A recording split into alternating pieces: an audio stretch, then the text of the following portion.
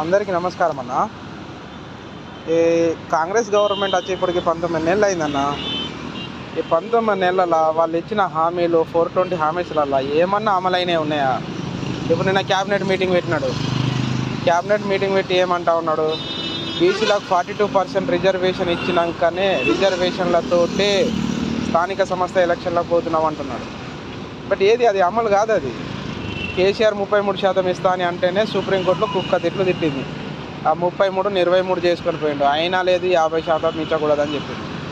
ఇప్పుడు ఈ 42% ఎలా అవుతుందని అనుకుంటున్నావు నువ్వు ఇచ్చిన హామీలలో ఏవేవి అమలైనావు నీకు తెలుసా? ఇంతకు 3 హామీలు అమలు అవుతున్నాయి. నువ్వు ఇచ్చిన హామీలలో 420 హామీలలో 100% అమలు అవుతున్నాయంటే 3 అవి ఏంటిది? ఒకటి గృహజ్యోతి, ఒకటి వచ్చేసి ఫ్రీ బస్, ఒకటి వచ్చేసి ఇది సన్నబియ్య పథకం. ఆ సన్నబియ్యము దొడ్డు బియ్యాన్ని సన్నగా చేసి ఇస్తున్నారని అంటున్నారు. కానీ సరే అది ఏమన్నా కానీ సన్నబియ్యం అయితే ఇస్తున్నావు, అదొకటి అవుతుంది అంతే.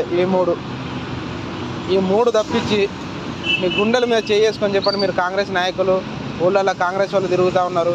మీ గుండెల మీద చేసుకొని చెప్పండి, మేము చెప్పిన హామీలు నెరవేర్చినామని చెప్పి. ఏం నెరవేర్చినావు?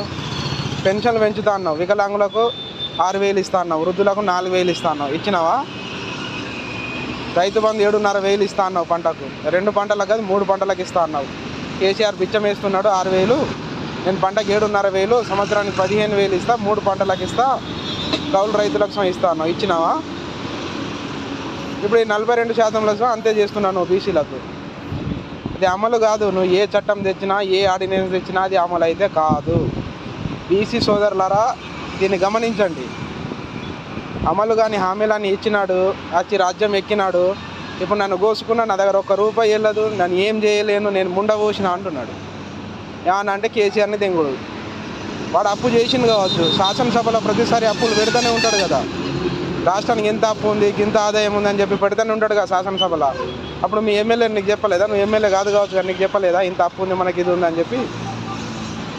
ఏమన్నా అంటే రాహుల్ గాంధీని తీసుకొచ్చినా 42% రిజర్వేషన్ అన్నావు, అది గ్యారంటీ, ఇది గ్యారంటీ అని చెప్పి పెట్టినావు. ఏమొస్తున్నాయి?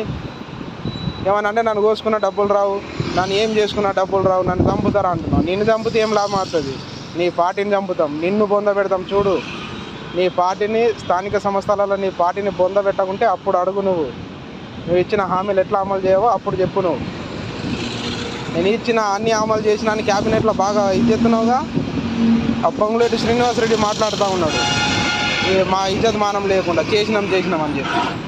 ఏది చేయలేదు. 3 హామీలు మాత్రమే నెరవేరినాయి మీ 420లా. గుర్తుంచుకోండి ఇది ఒకటి.